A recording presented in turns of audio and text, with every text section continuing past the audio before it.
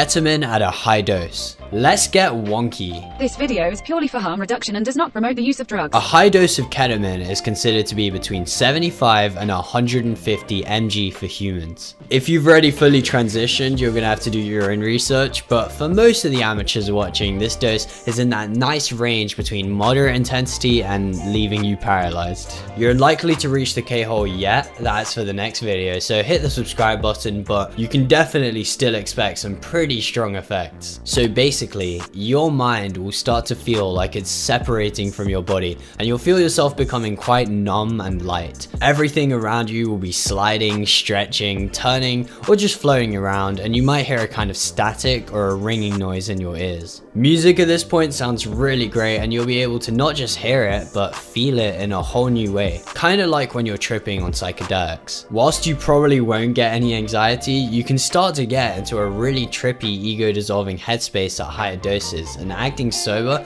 or even just talking, can become really hard, but let's be honest, if you've prepared, you probably won't care. If you're lying down or sitting, which ideally you're going to be doing at this dose, you might feel like you're falling into yourself. This alone is reason enough not to take a high dose if you need to be standing up, because you might not have the fox required to do so. Though it's also not like you really lose awareness like alcohol. You'll actually be very lucid and introspective throughout, especially if you're alone, but even with others. There tends to be this huge sense of comfort and okayness with everything, though it's also not impossible to have a challenging experience either, so make sure you've got a good set and setting as well. Overall, ketamine at this dose tends to put people into a very zen-like, calm, comfortable reality, but it can also get quite intense, so you should still expect to go on a ride. Before you dissociate from this video, make sure you hit subscribe, otherwise I will see you all next week.